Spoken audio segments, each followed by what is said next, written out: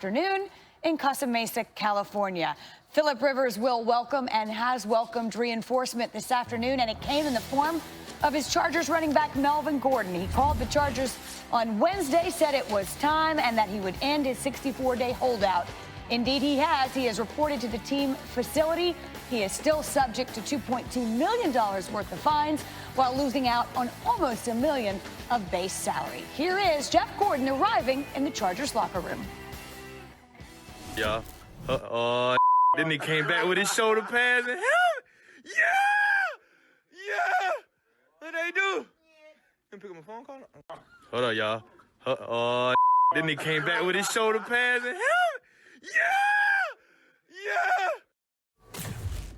Wow. Well, that was Melvin Gordon, of course, arriving back. I mean, it's like the prodigal son returning. That was actually pretty fun to watch. And Josina, I think my first question would be why now? Because the initial indication was that this holdout would last a bit longer, and yet Melvin Gordon decided to come back. Because things change. And at the end of the day, Melvin Gordon is a football player who wanted to play football. Obviously, there are other circumstances, too, that include, the fines that he was accruing, 1.2 eligible to be fined, and then the base salary almost $1 million. Remains to be seen how much the team will actually assess. And I don't think that's anything that they would want to announce because you're not trying to encourage other players to do that. But I think the question here is, how do you evaluate the holdout? Because on one hand, people are like, oh, you only did it for three games and all these fines. And what did you really achieve? Because the whole point was to get this long-term contract. But one could also potentially measure success by the fact that at least for those 3 games, he did maintain his health. There was no ligaments torn. He still has the ability to earn a long-term contract from another team via free agency, so long as that he's not franchise tagged by the Chargers. Victor, let me ask you this. You like the fact that he came back now? We knew he'd come back by the end of October. That was necessary in order to accrue credit for the season and become a free agent after the year. But what's your take on the decision to come sooner rather than later, if you will? I do like that he came back early. I think a couple of things. I think he's realizing that this team needs him and that they're struggling a little bit in that department, and any additional help, any more playmaking ability, any more, guys that can come in and provide a spark for this team is needed. And Melvin Gordon is that type of guy. And I think he's just sitting back. He's counting the money that's being, that he's being fined week in and week out.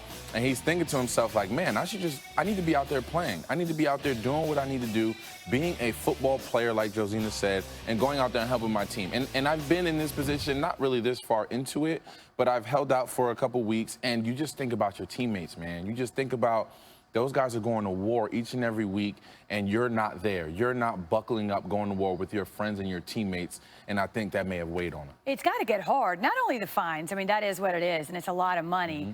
But to that end, if you love playing football, Rob, to sit at home and not be doing that has to be difficult, I would think. Oh, I've never been in that position, but I couldn't imagine having someone tell. And then also they have somebody telling them, their agent, hey, man, I got you. Don't worry. We're going to get you paid. Yep. Like, you're going to have to do this, though. If you want to get paid, you're going to have to do this. And in the back of your head, he's probably thinking, like, man, I'm missing football right now. Mm-hmm. I'm missing being out there making plays and being with my teammates. And, they've struggled a little bit. They've struggled now on offense a little bit. They don't have that dynamic guy in the backfield like he is. So, as a player, you just want to play football. Mm-hmm. And the contract will take care of itself if you take care of the things on the field. I know he's been great, but, unfortunately, it is a business, and sometimes you got to play hardball, and sometimes you got to fold. Yep. And that's why I think the question is, did he come back too early? Because when you look at the first 2 games, Austin Eckler and Justin Jackson were combining to get over 100 rushing yards. In this last game against the Houston Texans, I don't think both of them combined went over 70. Then you start to look at the schedule of teams that they were getting ready to face. You have the Titans defense, you have the Bears defense, Packers, what have you. Would that leverage have increased a little bit more, had that just been extended, particularly since you already held out for those 3 games? My understanding is, of course, there are, people who would probably have liked that to extend a little bit more, but ultimately it is up to the player. He is the boss, and he is still seeking a long-term deal, which it doesn't look like either way he was going to get before the holdout, during the holdout, and even after the holdout. That's right. It just didn't seem like it was in the cards. Steve Young joins us, as he does every Thursday. And, Steve, I would like your opinion here on Melvin Gordon's decision, not only to hold out, but also to come back today when he did.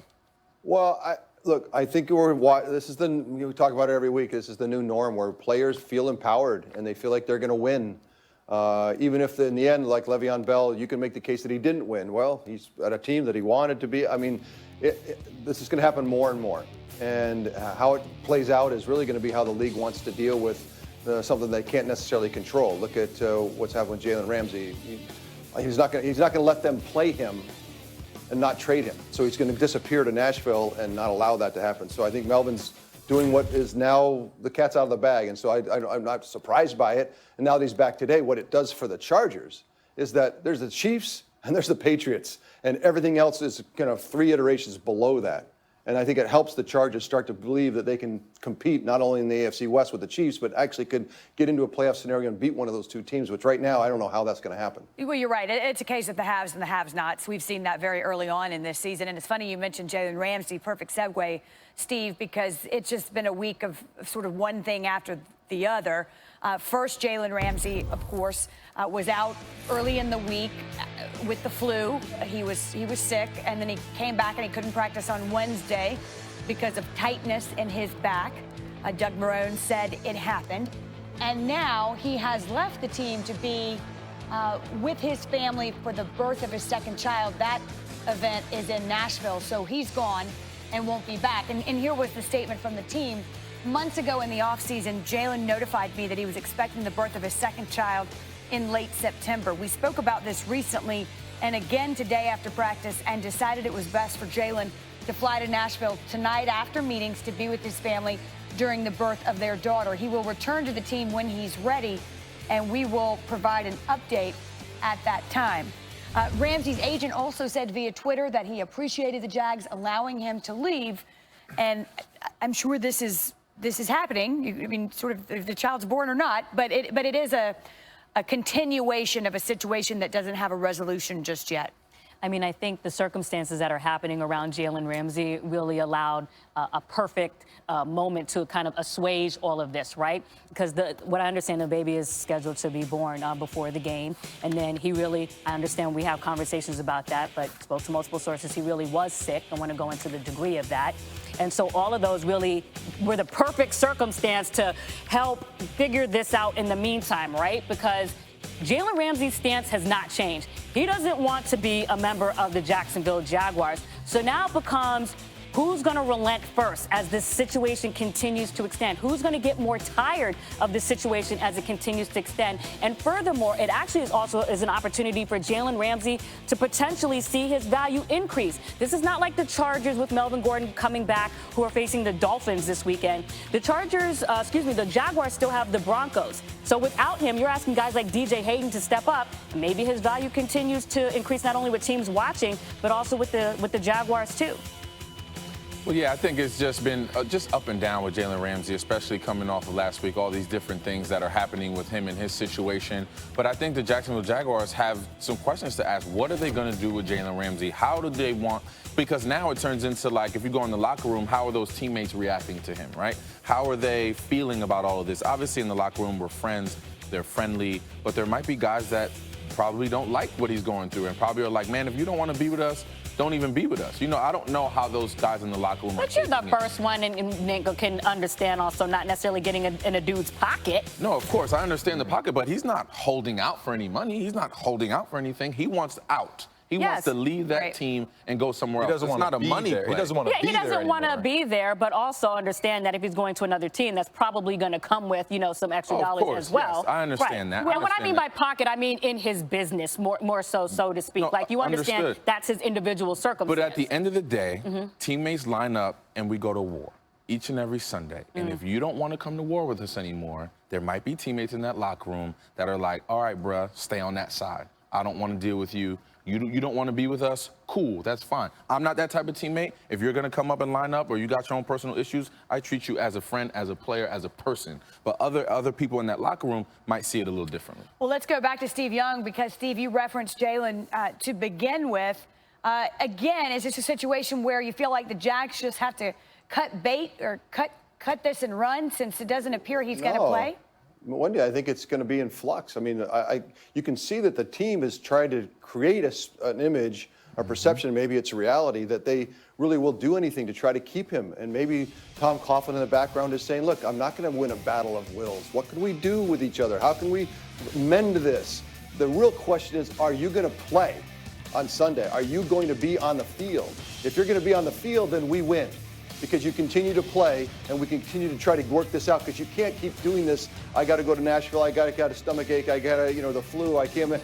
That can't keep going. And as long as you keep playing, they keep maybe making the case that you can stay. And I think that's what, to me, that's what's the real question. All this stuff that's happening during the week doesn't matter. Are you going to be on the field? And if he's not on the field, if he actually forces the Jags not to play him, then it's inevitable. They have got to trade him very quickly and try to get the best they can from him. So this battle of wills is really kind of now a battle of who's going to be if he's going to be on the field or not on Sunday. Well, that makes sense, because I certainly understand the Jags wanting to keep Jalen Ramsey. They are a better football team with him on the field. But if he's not going to play, if he can't be out there, won't be out there anyway, then you really, to Steve's point, you have no choice.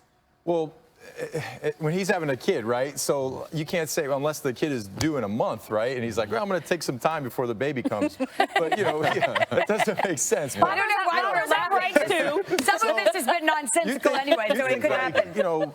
James White, he just had a son, and he missed the game. Kyle Van Noy from the Patriots. 2 Patriot players missing 2 football games because they had a child. So I can completely understand missing a football game for the birth of your child. So as far as him missing practice and not being there because he's having a child, I completely can understand that. I don't have any issues with him missing a game for the birth of his child. No, and I think the real question, though, becomes what happens when that event has occurred. When you look past that and it's time to make a decision, and then I guess, Exactly. And then I guess we'll see. But I think we already know the answer to that. Jalen Ramsey's stance is not changing. He does not want to be with the Jaguars. So it's going to be, how are the Jaguars going to handle that? That's the question. With teams still chomping at the bit. Because even 2 days ago, I had a team calling me, what's going on with Jalen Ramsey? What's going and you were just asking real quick, how is his teammates going to react to that? When they had the blow up on the sideline with him and Doug Marrone, if you remember the video of that, there were players telling Doug to get away and crowding around Jalen, letting them know where their allegiance was. So I think you kind of understand that dynamic. Sure, obviously they would like to be fighting shoulder to shoulder with him, but they understand the adversity that they've been going through long before they were able to win with Gardner Minshew. This is going back to last year, things that he doesn't agree with, how he's been played. However, I think we got a little feel of that dynamic with his relationship with Doug, just based on how the podium thing was handled. I know he was trying to say he was laughing at one of our reporters or what have you. I think that's but yeah, I mean, it is what it is. It is what it is. It's ongoing, and it's been going on, is what I'm trying to say. Correct, and that's a fair assessment.